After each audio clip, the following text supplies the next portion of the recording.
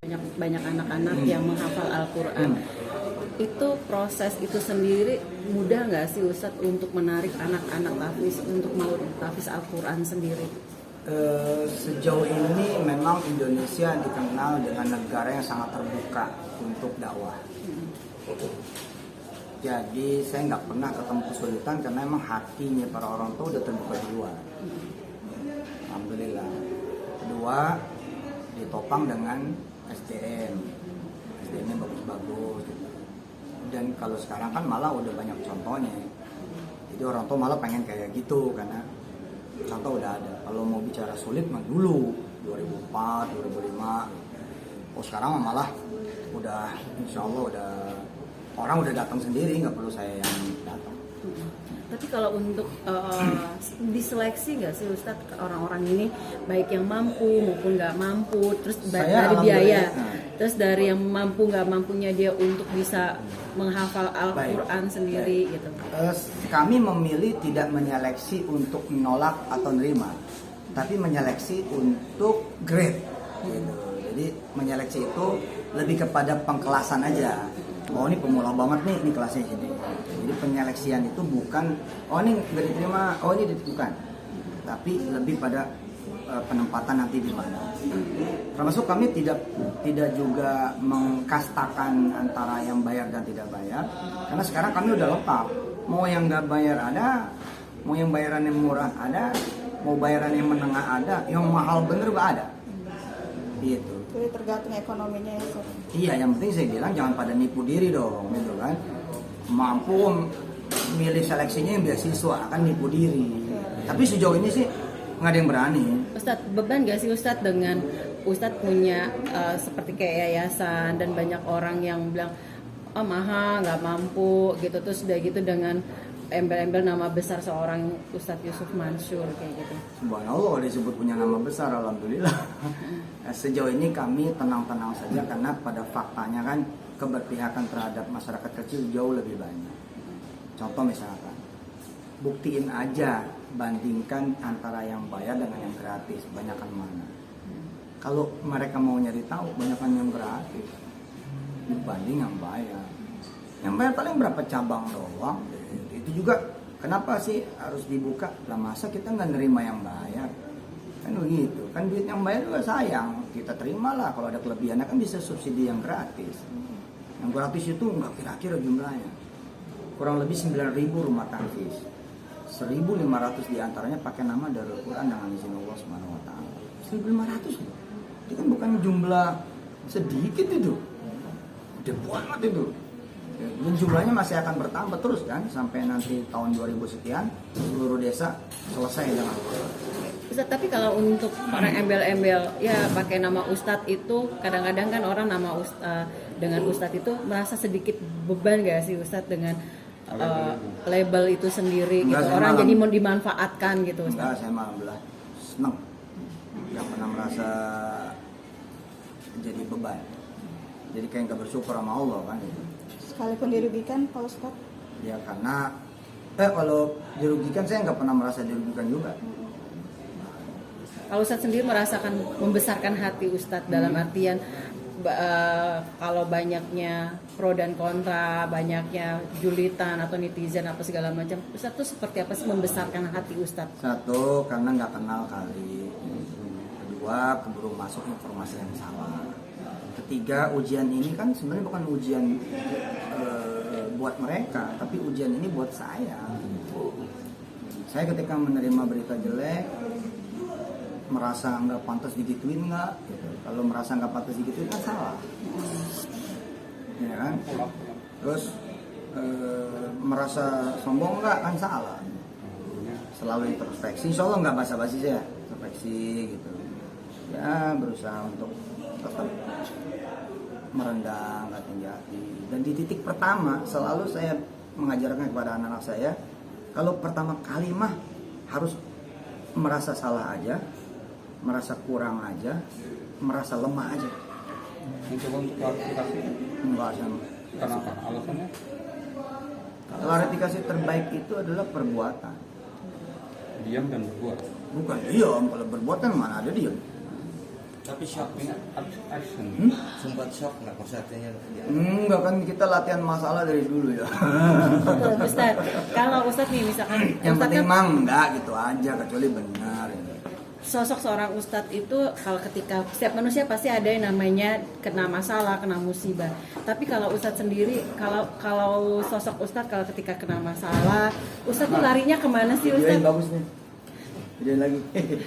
Kelarinya kemana sih Ustadz? Ada merenung, merenung nggak Ustadz? Merenung dalam artian ada juga yang di titik terendah ketika ada diterpa masalah, Ustadz tuh seperti apa sih? Udah pasti kalau sholat, tahajud, atau berdoa. Kalau Ustadz sendiri apa yang Ustadz lakukan? Saya ini masih manusia biasa banget. Jadi kalau suntuk ya Netflix. Netflix. IndiHome itu ya apa Disney gitu, Mola gitu. Masih nyari kafe buat ngopi gula aren. Saya asli masih santri banget, masih belum ya, doain lah biar soleh banget gitu. Jadi kalau orang bilang, Ustadz kalau kena masalah ke Allah banget, enggak. Nah, tapi saya barengin dengan apa? Saya lebih ke sedekah. Jadi saya jalan tuh ke orang-orang yang cancer, yang mau diamputasi karena diabetes. Lalu saya melihat, gue mah gak ada apa-apanya. Udah selesai. Mencurahkan lewat buku juga Mas Ustadz secara Saya nulis apa.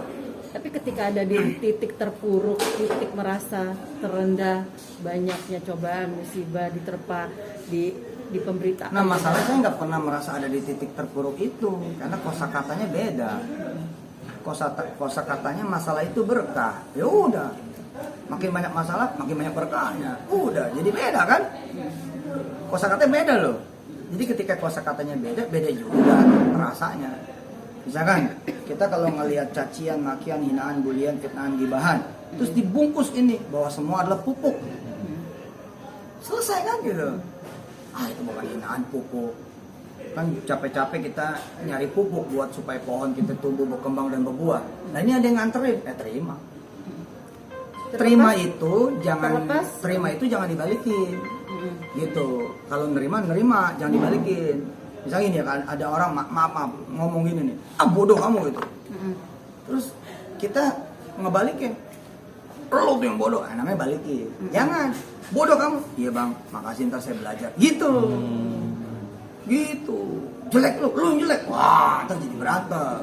Jelek lu. Iya bang, nanti saya nyisir. Wah, gitu. Artinya ini lebih cobaan yang tanpa disadari sebelumnya Ustadz atau gimana? Iya, jadi semua ini adalah cobaan buat saya, buat kita gitu. Jadi kalau misalnya dapat saudara, dapat tetangga, dapat teman yang berlaku jelek buat Anda, para pemirsa misalkan, sesungguhnya ujiannya itu bukan ada di perlakuan mereka. Reaksi kita gimana? Tapi dari segi Ustadz sendiri, sisi terpuruk Ustadz itu kan pasti ada aja gitu. Nggak ada. Sama, tidak ada. Benar nggak ada. Yang membesarkan hati Ustadz ketika Ustadz merasa dihina, dipojokan, dizolimi itu apa Ustadz? Ini tadi kan kita merasanya udah salah duluan, merasa ada kurang. Kan kita cari nih kenapa ya dia begitu. Dan saya selalu berusaha tidak masuk wilayah niat orang. Jadi saya nggak mau masuk tuh wilayah niat orang karena nggak mau bikin hati jadi rusak.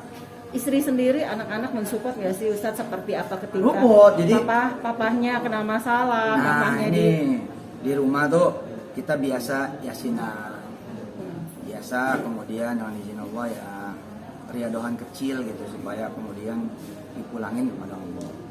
Ada konsep menarik kalau masalah terima kasih, itu konsep itu. Jadi kalau kita sedang bermasalah, punya kesulitan, punya urusan, punya persoalan, punya beban, punya penderitaan, punya kesedihan, itu pakai ilmu namanya terima kasih. Apa tuh terima kasih? Terima kasih itu terima, terus kasih. Jadi jangan mampir ke hati, jangan mampir ke otak, pikiran, jangan.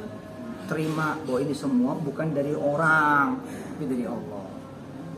Kalau udah nerima bahwa ini semua dari Allah, kasih lagi ke dia yang urusin, dia ngasih, gitu. Beres tuh. Sekalipun merasa namanya dirugikan, Ya, itu kan nggak sempat mampir, gue nggak sempat mikir. Ya, betul.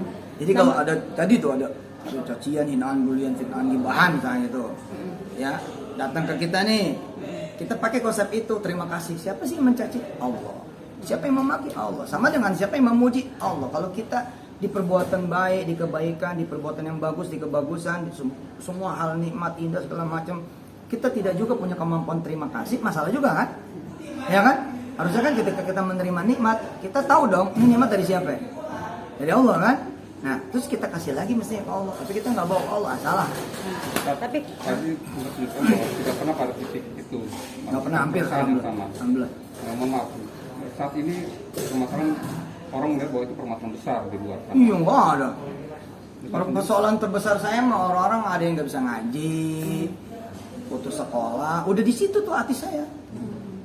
Udah kalau soal diri tuh nggak tahu ya, mungkin tua sebelum waktu aja jangan-jangan gitu. terlepas walaupun ada masalah kemarin itu yang dibilang apa gitu. Nah, udah nggak ada rasa, beneran, bener. Mungkin juga karena ini apa ya? Mungkin karena latihannya udah lama kali. Tapi bukan berarti dia cuek gitu ya, maksudnya dianggap sama. Bukan cuek, kalau cuek kan dia apatis ya. Kan kita enggak, kan kita tetap konsen sama apa yang menjadi kerjaan, usaha. Misalkan 2022 kita tetap ngawal 7 IPO, ngawal lahirnya sekian banyak kampus baru, ngawal program beasiswa desa-desa gitu. Jadi dan saya alhamdulillah konsentrasi saya bagus dengan izin Allah. Tapi Ustadz merasa sedih dan merasa tertekan nggak dengan banyaknya hujatan, Enggak. bulian, Nggak ada. fitnahan? Saya kalau ngelihat komenan tuh indah aja gitu. Itu kan ungkapan cinta orang. Beda kan? Iya. Nah, ketika kita menganggap itu ungkapan cinta orang, ya selesai juga. Terlepas ada masalah yang baru ini juga, Ustadz mengikhlaskan kah apa gimana? Ada satu kalimat bagus, silakan dipakai sama teman-teman pemirsa. Kadang-kadang hujan yang lebat itu malah menumbuhkan banyak tanaman. Asik. Paham gak lo? Hah? Hujan yang lebat itu, kalau langit lagi berantakan, lagi apa, percaya lah. Ntar ada yang tumbuh nih. As a gift from God gitu. Sebagai sebuah hadiah dari Allah SWT. Jadi kita menanti nih hadiah apa dari Allah. Yang penting kita mau nerima dulu, mau bersabar dan baik sangka. Artinya dibalik semua cobaan yang Ustadz Pasti. terima sebesar apapun Pasti. tidak mempengaruhi Ustadz. Oh enggak, Dan untuk istilah titel sebagai Ustadz sendiri pun tidak mempengaruhi Ustadz. saya nggak pernah merasa jadi ustadz juga. Iya, betul.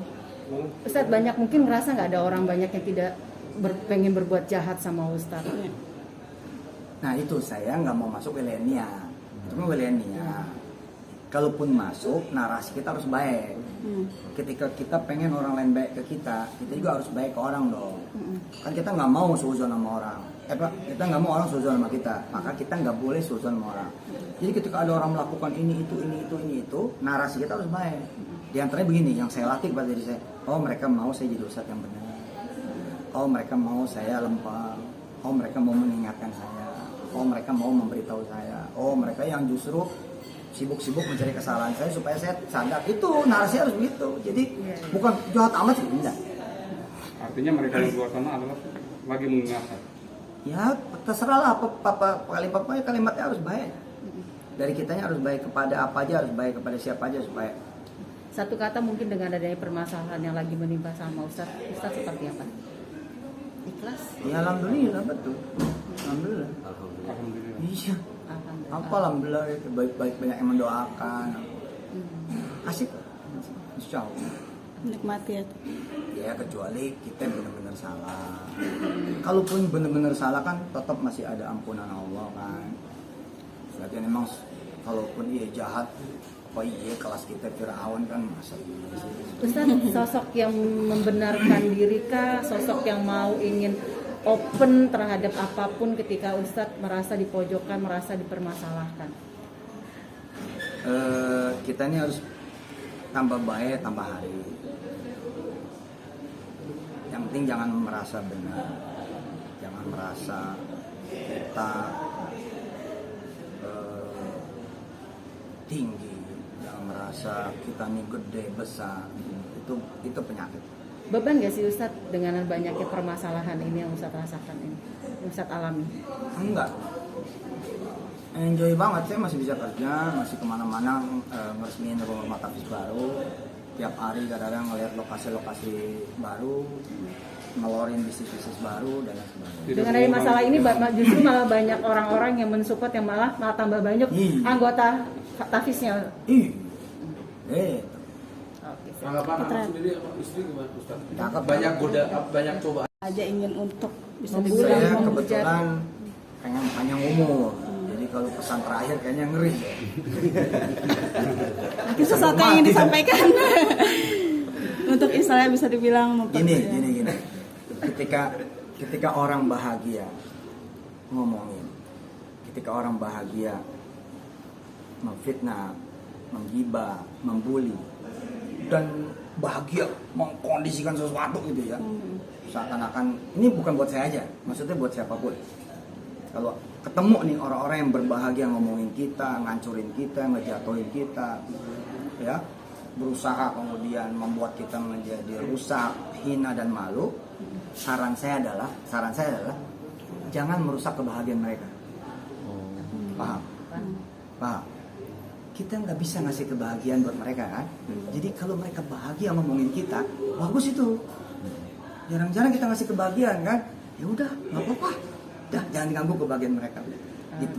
Dan kita minta sama Allah, mudah-mudahan Allah melindungi dan menyelamatkan. Oke, terima kasih Ustaz. Satu lagi. ya apa tuh